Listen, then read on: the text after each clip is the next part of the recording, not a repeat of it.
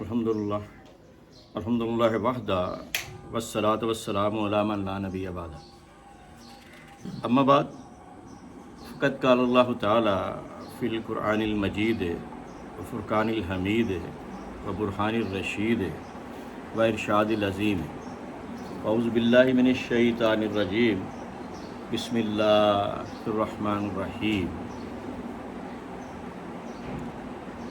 التائبون العابدون الحامدون السائحون الراکعون الساجدون العامرون بالمعروف والناہون عن المنکر والحافظون لحدود اللہ وبشر المؤمنین۔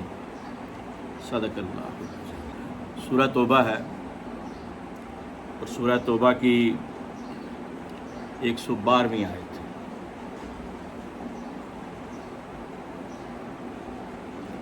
اس میں اللہ تعالیٰ مومنین کی نشانیاں بیان کر رہا ہے، صفات بیان کر رہا ہے کہ وہ کون سے لوگ ہیں کہ جو پہلی نشانی مومن کی یہ ہے کہ وہ توبہ کرتا ہے۔ توبہ جو ہے یہ ایک دفعہ نہیں ہوتی، توبہ بار بار کرنی پڑتی ہے۔ استغفار بار بار کرنا پڑتا ہے۔ ایک دفعہ جب آپ اسلام میں داخل ہوتے ہیں، اب تو نسل در نسل مسلمان ہیں، جب پہلے کافر اسلام میں داخل ہوتے تھے تو توبہ کرتے تھے اپنے پرانے گناہوں سے، استغفار کرتے تھے۔ توبہ تمام زندگی دن رات کرنے کا شعار بنا لینا چاہیے۔ حضور اکرم صلی اللہ علیہ وسلم جن کو توبہ کی ضرورت نہیں تھی، جن کو استغفار کی ضرورت نہیں تھی، جو اللہ کے چنے ہوئے نبی تھے اور تمام انبیاء کے سردار ہیں، سید الانبیاء ہیں، اور اللہ تعالیٰ کے بعد کائنات میں عظیم ترین ہستی ہیں، بعد از خدا بزرگ توئی کی سمت سے۔ حضور بھی فرماتے ہیں میں 70 مرتبہ سے زیادہ توبہ کرتا ہوں، استغفار کرتا ہوں۔ ائمہ اہل بیت علیہم السلام کا یہ طریقہ ہوتا تھا کہ کوئی دعا کے لیے آتا تو اس کو کہتے استغفار کرو۔ کسی نے بیٹے کے لیے دعا کی تو کہا استغفار کرو، کسی نے کاروبار کے لیے کہا تو کہا استغفار کرو، توبہ کرو۔ جس کام کے لیے بھی کوئی دعا کرانے گیا انہوں نے کہا استغفار کرو۔ لوگوں نے پوچھا یہ آپ ہر بات میں استغفار کیوں کہتے ہیں؟ تو فرمانے لگے کہ یہ اصل میں دعا کی مین چیز یہی ہے کہ پہلے سب سے پہلے اپنے آپ کو اللہ کے حضور پیش کر دو کہ میں توبہ کرتا ہوں۔ مولا علی علیہ السلام فرماتے ہیں توبہ یہ نہیں ہے کہ صرف زبان سے توبہ کہہ دیں، جو حرام مال کھایا ہے اس کو جسم سے نکال یہاں تک کہ تیرا پیٹ تیرے کمر سے لگ جائے، یہ توبہ ہے۔ اور پھر جو تو کر چکا ہے اس پہ ندامت کر، ندامت کے آنسو بہا اور آئندہ نہ کرنے کا عزم کر، اور پھر اللہ تعالیٰ کی عبادت کر۔ اور یہی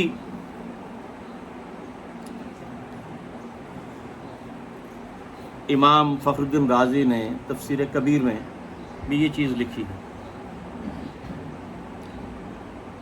توبہ کہتے ہیں اصل میں واپس پلٹنے کو، ایک آدمی گناہ کر رہا ہے، وہ اصل مقام سے آگے چلا گیا ہے، دوسری طرف چلا گیا ہے، اس پہ پہلے واپس آئے، رجوع کرے اللہ کی طرف اور پھر توبہ کرے۔ والعابدون، عبادت کرنے والے، جو اللہ کے حضور جھکتے ہیں، نمازیں پڑھتے ہیں، فرائض پڑھتے ہیں، نوافل پڑھتے ہیں۔ حامدون، اللہ کی حمد کرنے والے، جن کے پاس اللہ تعالیٰ فرشتوں کو بھیجتا ہے کہ دیکھو میرے بندے کیا کر رہے ہیں، اللہ کا ذکر کرنے والے۔ فرشتے کہتے ہیں کہ تیرا ذکر کر رہے ہیں، اللہ تعالیٰ فرماتا ہے جاؤ انہیں کہہ دو میں نے انہیں بخش دیا۔ کہتے ہیں کچھ تیرا ذکر کر رہے تھے، کچھ سن رہے تھے، کچھ ویسے ہی بیٹھ گئے تھے، فرمایا جاؤ ان کو بھی کہو میں نے ان کو بھی بخش دیا۔ سائحون، سائحون اصل میں سیاحت سے ہے، سیر، سیرو فی الارض، زمین میں پھرو۔ اور اس کا ایک مطلب احادیث کی روشنی میں روزہ دار ہے، چونکہ روزہ دار بھی جس طرح سفر کرنے والا لذات دنیا یا دنیا کی لذیذ چیزوں سے، سفر کرنے والے کو بھی تمام چیزیں آسائشیں تو نہیں ملتی جو گھر میں ملتی ہیں، تو اس لیے سفر کرنے والا بھی روزہ دار ہی ہوتا ہے۔ طالب علم، مجاہد، یہ سب سائحون کہلاتے ہیں۔ راکعون، رکوع کرنے والے، اللہ کے سامنے جھکنے والے، ساجدون، اس کے سامنے سجدہ کرنے والے، آمرون بالمعروف، آمرون بالمعروف، حکم دیتے ہیں اچھے کاموں کا، وَالنَّاهُونَ عَنِ الْمُنْكَرِ، اور برے کاموں سے روکتے ہیں۔ اور خصوصی طور پر یہ ان کے لیے ہے جو حاکم ہیں، جو حاکم ہیں یہ ان پہ زیادہ لاگو ہوتا ہے کہ وہ ملک میں، اپنے علاقے میں قانون کو نافذ کریں، آئین کی پاسداری کریں۔ والحافظون لحدود اللہ، اور وہ جو اللہ کی حدوں کی حفاظت کرتے ہیں۔ اب اللہ کی حدود ہیں، ان کے قریب نہ جاؤ، برے کام ہیں، یہ اللہ کی حدود ہیں، ان کے قریب نہ جاؤ۔ کرنے کی بات تو بات کی ہے نا، ان کے قریب بھی نہ جاؤ، یہ اللہ کی حدود ہیں، ان کے پاس نہیں جانا۔ تو اب میں رات کو تفسیر کبیر، امام فخر الدین رازی کی تفسیر میں اس آیت کی تفسیر دیکھ رہا تھا، تو وہاں پہ انہوں نے ایک بڑی خاص چیز بیان کی کہ اگر آپ 40 دن اللہ کے لیے لگاتے ہیں، اب یہ دیکھیں تبلیغی جماعت والوں کا چلہ یا مدینہ کی 40 نمازیں، 40 دن کی نمازیں، مکہ اور مدینہ کی، یا جو بزرگان دین چلہ کرتے تھے 40 دن لگاتے تھے، یا جو چہلم کرتے ہیں 40 دن متوفی کے لیے دعا کا اہتمام کرتے ہیں، یا جب بچہ پیدا ہوتا ہے تو 40 دن اس کے لیے رکھتے ہیں کہ اس کو کوئی دوسری بیماری نہ لگے، چھیلے میں ہے، کوئی دوسرا اندر نہ آئے۔ یہ 40 کا فگر جو ہے یہ بڑا امپورٹنٹ ہے. حضرت موسیٰ کو بھی 40 راتوں کا کہا گیا، اور اس طرح 40 عربی میں اربعین کہلاتا ہے، اور 40 احادیث جس نے یاد کر لیں وہ محدث ہو جاتا ہے. تو اس طرح یہ 40 کا لفظ عربی میں بڑا استعمال ہوتا ہے، اور اس کی افادیت مختلف مقامات پر مختلف ہے.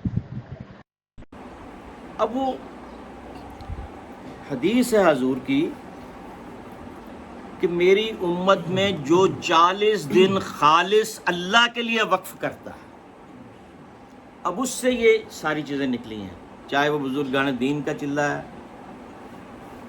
چاہے وہ تبلیغیوں کا چلہ ہے، چاہے وہ جب وہاں جاتے ہیں کہتے ہیں 40 نمازیں پوری کریں. 40 نمازیں نہیں ہیں، 40 دن ہیں، لیکن نیت ٹھیک ہو. اب نیت ٹھیک ہو تو یہ جب آپ خالص اللہ کے لیے کریں گے، وہ 40 دن اللہ کے لیے وقف کر دیں گے، تو کیا ہوگا کہ حکمت کی باتیں اللہ تعالیٰ دل پہ اتارے گا،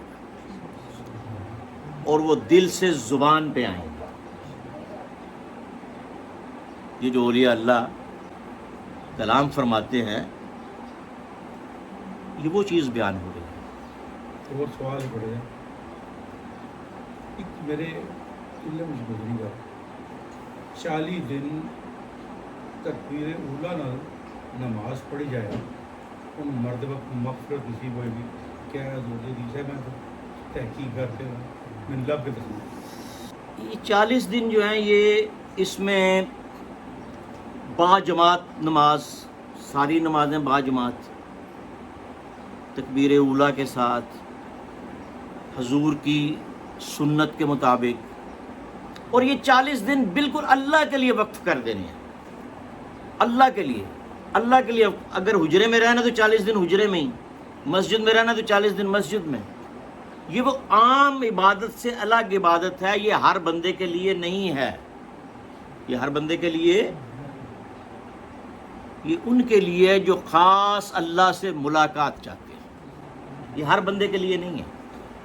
ہر بندے کے لیے وہی 5 نمازیں ہیں، کاروبار ہے، بیوی بچے ہیں، سونا ہے، وہی اس کی پوری عبادت ہے. اس کا سونا بھی عبادت ہے، اس کا کھانا بھی عبادت ہے، اس کا بیوی بچوں کے پاس بیٹھنا بھی عبادت ہے، اس کا کاروبار کرنا بھی عبادت ہے. وہ الگ چیز. یہ الگ میں چیز بیان کروں. یہ ہو سکتا ہے زندگی میں ایک مرتبہ کوئی کرنا چاہ رہا ہو. حضور سرکار علی حضرت محبوب ذات تو اکثر کرتے تھے. یہ 40 دن ہے، آپ تو کئی مہینے کرتے تھے. تو جب یہ کام کرتے ہیں تو پھر ہوتا کیا ہے کہ اللہ تعالیٰ حکمت کی باتیں دل سے زبان پہ لا دیتا ہے، اور ایک مقام سے دوسرے مقام تک اس کو بلند کر دیتا ہے، اور ایک درجے سے دوسرے درجے میں ترقی عطا فرماتا ہے، اور پھر روحانیت کی سیر کراتا ہے. یہ میں نے پہلی دفعہ پڑھا ہے رات کو. میری نظر سے بھی پہلے یہ حدیث یہ نہیں گزری. یہ تفسیر کبیر میں عربی میں ہے، وہ اردو ترجمہ نہیں ہے اس کا. یہ اس میں امام فخر الدین رازی نے یہ بیان کیا ہے، اور یہ انہوں نے اسی ضمن میں یہ چیز وما علینا